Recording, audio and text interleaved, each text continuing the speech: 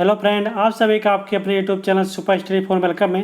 जैसा कि दोस्तों आज मैं एक नए टॉपिक के साथ आया हूं। मेरा आज का टॉपिक है यूपीपीसीएल, ठीक है, Uttar Pradesh power corporation limited, ठीक है। 2020 यूपीपीसीएल 2020 के लेके बहुत बड़ी अपडेट है दोस्तों। टेक्नीशियन भर्ती, ठीक है, टेक्नीशियन ग्रेड 2 2020 की बहुत बम्पर वैकेंसी आई है, ठीक है। टोटल पद दोस्तों कितने हैं? 608 पदों के लिए वैकेंसी आई है टेक्नीशियन ग्रेड 2 की। काफ़ी दिनों से दोस्तों अफवाह चल रही थी कि यूपीपीसीएल में प्राइवेटाइजेशन ज़्यादा हो रहा है तो वैकेंसी नहीं आएगी, लेकिन इन सभी बातों पर दोस्तों लगाम लग चुकी है। ऑलरेडी यूपीपीसीएल ने वैकेंसी को जारी कर दिया है। तो दोस्तों आज के डेट में इसका नोटिफिकेशन आया हुआ है। हम उस नोटिफिकेशन को अच्छे से पढ़ेंगे, एक एक चीज़ जानेंगे, कितनी वैकेंसी है, ठीक है, किस कैटेगरी की कितनी वैकेंसी है, परीक्षा के बारे में जानेंगे कि उसके एग्ज़ाम कैसे होंगे, ठीक है, तो उसका सिलेबस देखेंगे, सिलेबस के बारे में पूरी जानकारी लेंगे। इसके पहले दोस्तों हम आपको बताएंगे सबसे इम्पॉर्टेंट चीज़ उसका एग्ज़ाम कब होगा, ठीक है, क्योंकि सबसे ज़्यादा अटकलें एग्ज़ाम को लेकर होती हैं कि परीक्षा की तैयारी के लिए हमको कितना टाइम मिलने वाला है और उसका एग्ज़ाम कितनी जल्दी होने वाला है। इसके बारे में हम पूरी जानकारी के साथ हम आपको बताएंगे।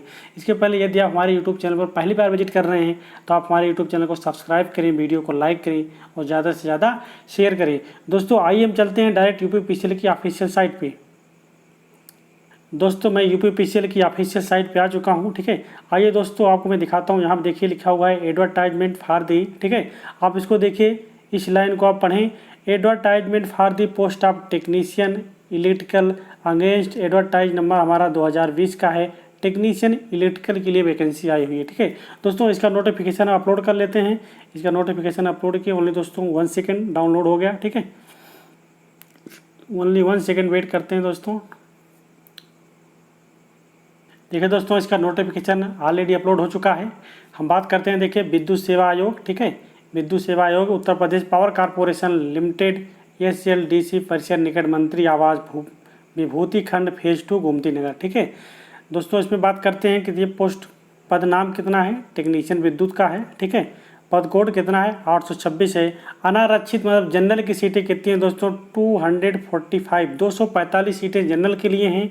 बात हम अन्य पिछड़ा वर्ग या नॉन क्रीमी लेयर की करते हैं तो 164 हैं। इसके अलावा हम अनुसूचित जात की बात करते हैं तो 127 सीटें हैं और अनुसूचित जनजात की बात करते हैं तो 12 सीटें हैं। और आर्थिक रूप से कमज़ोर ईडब्ल्यूएस की सीटें दोस्तों 60 सीटें हैं। बहुत सीटें हैं, 60 सीटें बहुत होती हैं ईडब्ल्यूएस के लिए, ठीक है। इतनी सीटें दोस्तों इसके लिए देखें। इसमें देख लीजिए दोस्तों, ऊपर की लाइन को आप समझने के लिए प्रयास करें। क्या है कि उत्तर प्रदेश पावर कॉरपोरेशन निगम लिमिटेड समूह गा की रिक्त पदों में सीधू भर्ती के माध्यम से प्रयोगात्मक लिखित परीक्षा सीबीटी होगी, ठीक है। टेक्नीशियन विद्युत हुए निर्धारित अनिवार्य अर्हताएँ रखने वाले भारतीय नागरिकों से आवेदन ऑनलाइन माध्यम से, ठीक है, कर सकते हैं। मतलब इंडिया का कोई भी व्यक्ति हो वो फॉर्म अप्लाई कर सकता है, ठीक है। आइए बात करते हैं इसके अलावा।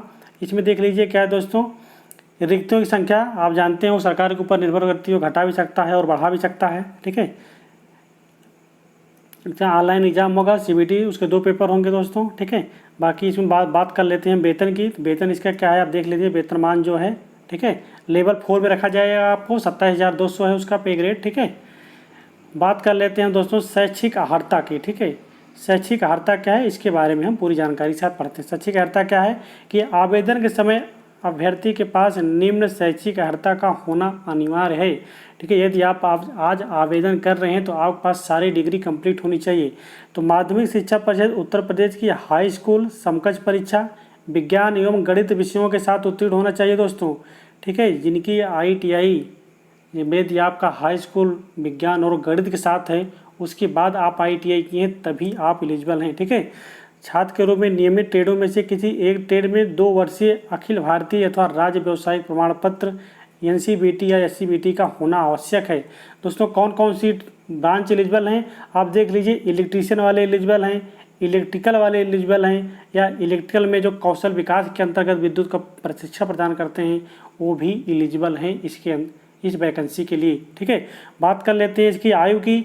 तो आयु दोस्तों 1/1/2020 तक आपकी न्यूनतम आयु 18 वर्ष और मैक्सिमम आयु 40 वर्ष तक चलेगा, ठीक है। इसके अलावा आयु में अनुमन छूट दोस्तों छूट भी निर्धारित है अनुसूचित जाति के लिए, अनुसूचित जनजाति के लिए और अन्य पिछड़ा वर्ग के लिए, ठीक है। सबके लिए छूट भी है। इसके अलावा दोस्तों हम बात कर लेते हैं इसके आगे और नीचे आइए देखिए, ठीक है। बात कर लेते हैं रिजर्वेशन की, ठीक है। तो रिजर्वेशन की प्रक्रिया वही है जो यूपी के अंतर्गत आती है, ठीक है। इसके अलावा हम बात करते हैं आवेदन शुल्क। देख लीजिए आवेदन शुल्क कितना है दोस्तों। आवेदन शुल्क कितना है, 700 है अनुसूचित जाति और अनुसूचित जनजाति के लिए, लेकिन अन्य समस्त श्रेणियों के लिए 1000 रुपये इसकी आवेदन फीस है। ठीक है, आप आवेदन कर सकते हो डेबिट कार्ड से, क्रेडिट कार्ड से या स्टेट बैंक ऑफ इंडिया के किसी भी माध्यम से आप कर सकते हो। ठीक है, इसके अलावा दोस्तों वार्ताओं एवं अन्य प्रमाण पत्रों का प्रस्तुतिकरण में, ठीक है, अब यदि आप ओबीसी हैं तो ओबीसी के लिए आपको ओबीसी नॉन क्रीमी लेयर का जाति प्रमाण पत्र देना पड़ेगा। ठीक है, ये सब चीज़ें तो नॉर्मल हैं दोस्तों, आप जानते हैं। ठीक है, इसके अलावा हम बात कर लेते हैं, अब नीचे आइए, हम बात करते हैं दोस्तों इसका सिलेबस की। देखिए सिलेबस में क्या है दोस्तों, इसमें 2 पेपर होंगे। पहला पेपर हमारा कंप्यूटर का होगा, ठीक है, जो कि कंप्यूटर ज्ञान के लिए होगा। ठीक है, उसमें कितने होंगे, वो 50 क्वेश्चन होंगे, जिनमें से आपको मिनिमम 20 अंक, ठीक है, 50 में से 20 अंक आपको प्राप्त करना अनिवार्य है। यदि आप 50 में 20 अंक नहीं लाते हैं तो आपकी सेकंड कॉपी चेक नहीं होगी दोस्तों। ये बहुत ही इंपॉर्टेंट फैक्ट है, क्योंकि यहीं पर काफ़ी लोग यूपीपीसीएल में बाहर हो जाते हैं कंप्यूटर के सब्जेक्ट से। कंप्यूटर में 50 नंबर का कंप्यूटर है तो उसमें आपको 20 नंबर का, मतलब 50 अंक का जो कंप्यूटर का पेपर होगा, उस 50 अंक में आपको 20 नंबर लाना आपको ज़रूरी है। इसके अलावा दोस्तों निगेटिव मार्किंग भी है, इस चीज़ को आपको याद रखना है।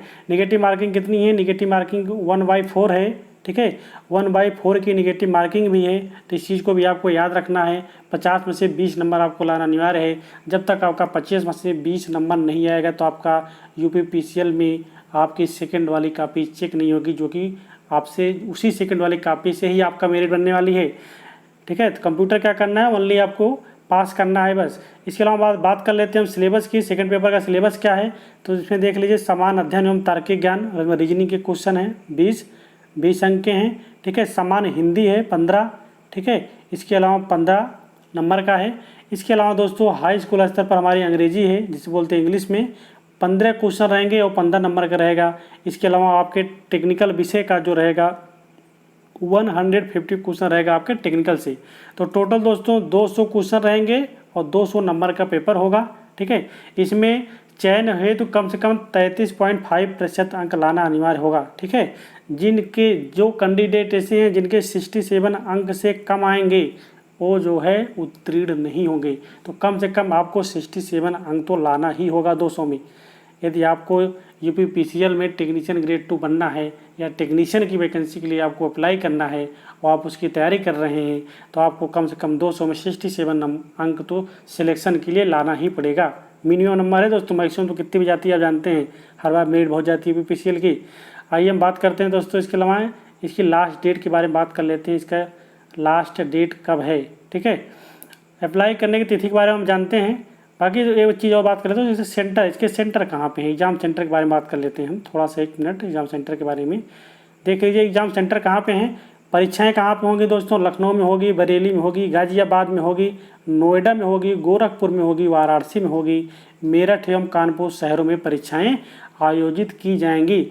अभ्यर्थियों की संख्या के आधार पर व विशेष परिस्थितियों में परीक्षाओं के स्थान को बदला व घटाया या बढ़ाया जा सकता है। अगर मैक्सिमम कैंडिडेट मिल जाएंगे, बहुत ज़्यादा कैंडिडेट मिलेंगे, तो ये जो एग्ज़ाम सेंटर हैं इनको घटाया भी जा सकता है और बढ़ाया भी जा सकता है। इसके अलावा दोस्तों हम बात करते हैं क्या, हम बात कर लेते हैं इसकी फॉर्म की शुरुआत। ठीक है, तो ऑनलाइन आवेदन पत्र पूर्ण करने की तिथि क्या है, 1/7 से 22/7/2020, 1 जुलाई 2020 से 22 जुलाई 2020 तक आप आवेदन कर सकते हो। ठीक है, इसके अलावा आप जो फीस जमा करनी है वो फीस जमा करना भी 1 जुलाई से 22 जुलाई के बीच में आप फीस का आवेदन भी कर सकते हो। ठीक है, इसके अलावा बैंक चालान, यदि आप चालान के माध्यम से करना चाहते हैं तो 1 से 24 तक के बीच में है, आप चालान प्रिंट कर सकते हैं। ठीक है, 24 जुलाई तक आप चालान के माध्यम से भी फीस को जमा कर सकते हैं।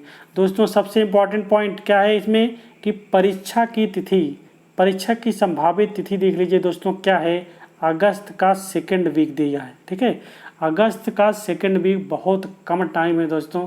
काफ़ी लोग तो इंतज़ार करते रहते हैं कि वैकेंसी आएगी तो हम तब तैयारी करेंगे। आप देख लीजिए वैकेंसी आ चुकी है, अब आपके पास कितना टाइम बचा हुआ है। जून का मिडिल चल रहा है, ठीक है, जुलाई, इसके अलावा अगस्त के मिडिल में एग्ज़ाम होने वाला है। आपके पास ओनली 1.5 मंथ का टाइम है, ठीक है। तो 1.5 मंथ के टाइम में आपको अपनी तैयारी बहुत अच्छी करनी है। इसीलिए मैं तो यही सजेशन देता हूँ हर कैंडिडेट को कि आप एग्ज़ाम की तैयारी करते रहें, वैकेंसी तो आएगी एक ना एक दिन, ठीक है। तो जिस दिन वैकेंसी आएगी आपकी तैयारी अच्छी रहेगी तो आपका हो जाएगा। लेकिन आप ये इंतज़ार करते रहोगे कि सर वैकेंसी आएगी तब हम पढ़ाई करेंगे, तो आजकल का एग्ज़ाम आप देख रहे हो, वैकेंसी आती है, एग्ज़ाम बहुत जल्दी हो जाता है। तो इसीलिए अपनी तैयारी को आप अच्छे से बनाए रखें।